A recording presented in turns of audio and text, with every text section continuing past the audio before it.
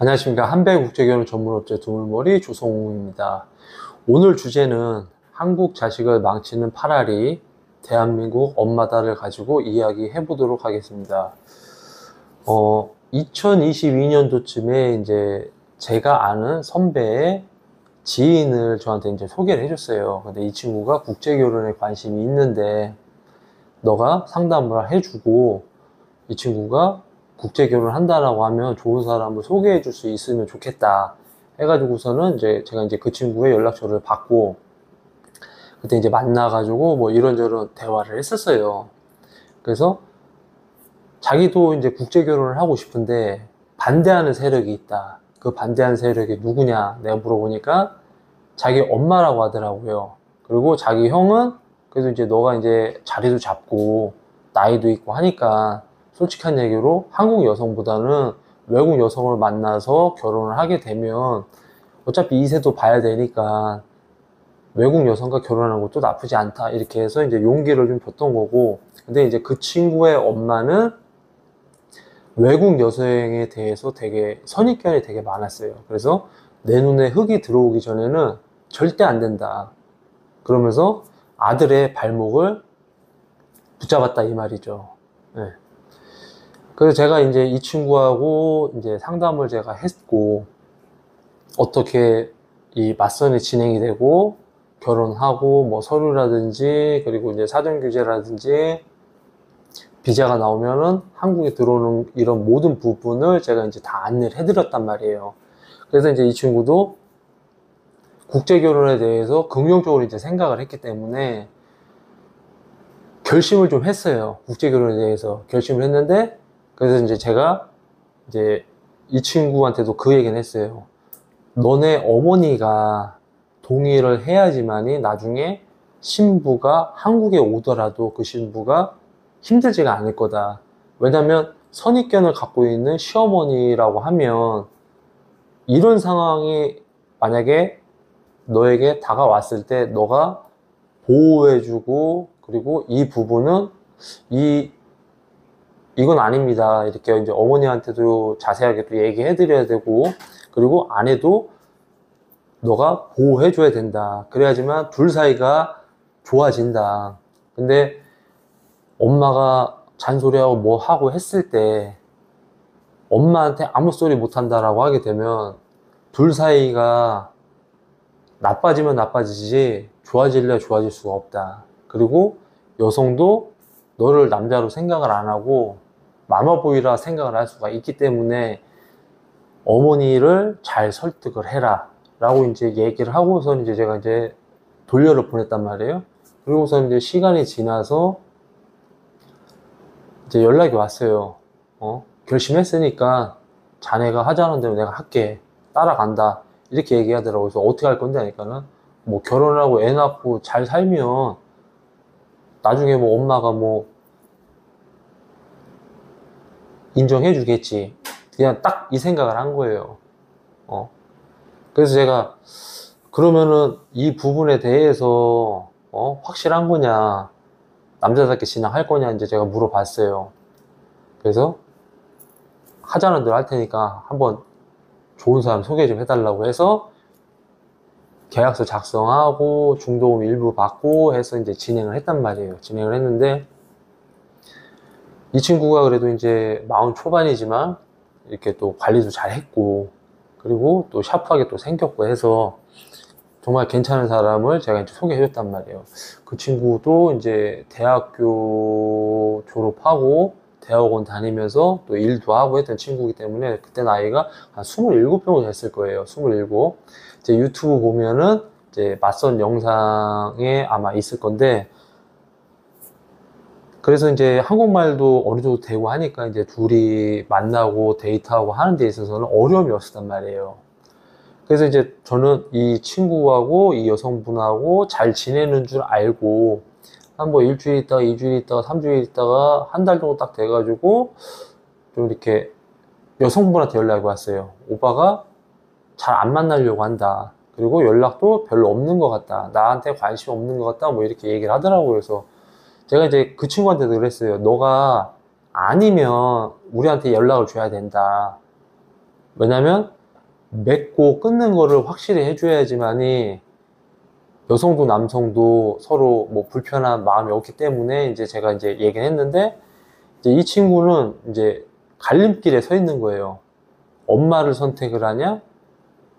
아니면 나의 길을 선택을 하냐? 그래서 제가 이제 그 친구한테 쓴소리를 했죠. 너네 어머니가 나이가 70이다. 언제까지 너네 엄마하고 너가 같이 살 거라 생각을 하냐. 네 인생은 네가 알아서 개척을 해야 되는 거고, 지금 너 생각을 해봐라. 너 40 초반이다. 좀만 시간 지나면은 20대 후반의 여성을 만날 수 있을 거라 생각하냐. 뭐 대학교 나온 여성 만나기 쉽지 않다. 내가 그래도 우리 선배 아는 지인이기 때문에 내가 정말 신경을 썼고, 너하고도 잘 어울릴 수 있는 사람을 내가 소개해줬다는 건 넌 아냐 하니까는, 아, 안다고 그렇게 얘기하더라고. 근데 이런 기회를 너가 쉽사리 놓친다라고 하게 되면 앞으로 이런 기회는 오진 않는다. 이제 제가 얘기를 했어요. 그러니까는 좀 고민 좀 하고 연락을 다시 하겠다 라고 이제 연락했단 말이에요. 근데 결과적으로는 자신의 어머니의 뜻을 따랐어요. 자신의 어머니의 뜻을. 그래서 이제 제가 그 친구한테도 그랬어요. 너가 살면서 너네 엄마가 하지 말라는 거 네가 하고서는 사는 거 아니지 않냐. 너 지금 보면 너 술, 담배 하고서는 자기 관리 못하고 하는데 너네 엄마가 이거 하지 말라고 해서 너 끊은 거 있냐고. 없지 않냐. 근데 왜 결혼은 네 맘대로 못하냐. 그러면서 아 미안하다 뭐 어쩌고 얘기하면서, 아 미안한 게 아니라 내가 이제까지 너 같은 사례에 있던 사람들 내가 상담을 해보고 결과적으로 내가 봤을 때 보면 뒤늦게 후회하는 사람이 많아서 내가 너한테 얘기를 해주는 거다. 이제 제가 이제 얘기를 했어요. 그래서 이제 결국에는 이 친구가 그 여성하고 이제 끝나고 나서, 이제 이 친구 이제 올해가 47이잖아요. 그죠? 47인데 이제 뭐 페이스북을 제가 이제 한번 딱 봤어요. 봤는데 얼굴에 주름도 이제 자글자글하고 막 흰머리도 막 나고, 42세 때 그런 좀 이렇게 좀 괜찮았던 그런 모습은 이제 온데간데 없는 거죠. 온데간데 없고 되게 초라하고. 솔직한 얘기로 저는 이 결혼에 대해서 정답은 없어요. 정답은. 왜 정답이 없냐? 내가 이 여성하고 만나서 시작은 되게 막 화기애애하게 시작을 하지만 1년 지나고 2년 지나고 3년 지나고 4년 지나고 하다 보면 거기에 익숙해져서 상대방이 소중한지 못하다고 생각하시는 사람들이 많으면 이혼하는 거예요, 이혼.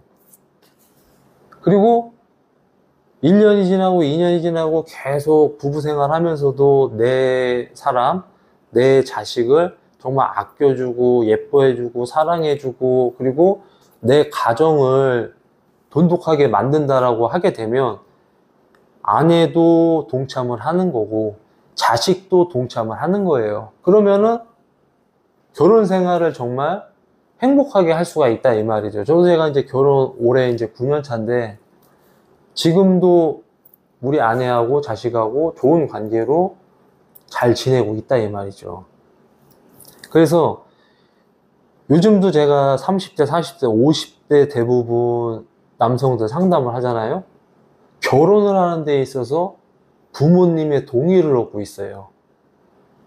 뭔 말인지 아시죠? 결혼이라는 거는 본인들이 알아서 하는 거지, 결혼을 자기 부모님한테 제가 뭐 국제결혼을 하려고 하는데 허락을 막 요구하고 이러는 것 자체가 저는 이해가 안 되는 거예요. 예를 들어 가지고서는 뭐 20대, 30대, 40대 때 뭐 여자 만나고서는 연애할 때 뭐 부모님한테 허락받고 연애하는 거 아니잖아요. 뭐 손잡는 거 내가 상대 부모님한테 허락받고선 손잡고 허락받고서는 잠자리 하고 그런 게 아니잖아요. 근데 그런 부분을 자기 부모님한테 상담하고 다시 오겠습니다 하는 사람들 대부분 보면은 아, 쟤네들이 왜 결혼을 못 했는지는 알겠다. 라고 느껴지는 사람들이 되게 많죠. 예. 그리고 저는 이 국제 결혼에 대해서 관심이 있다라고 하시는 분들은 부모가 주도하는 삶을 살 필요가 전혀 없어요. 본인이 주도하는 삶을 사셔야지 왜 부모가 정해진 길로 가라고 하면 그 길로 가는지는 이해가 안 돼요. 대부분 보면 너는 이 대학교를 가야 돼. 그러면 대학교를 글로 가도 결국에는 본인하고 안 맞기 때문에 다른 쪽으로 전과를 하거나 다른 쪽으로 다시 대입시험을 다시 보시는 분들이 되게 많아요.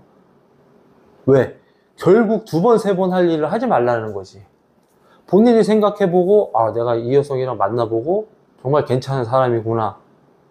그러면은 결혼을 할 때 자기 부모님한테 제가 앞으로 같이 살 여성이라고 소개하고, 그러고서는 인사하고 결혼하겠습니다 하는 게 맞는 거고, 막말로 나는 외국인 여자는 반대야.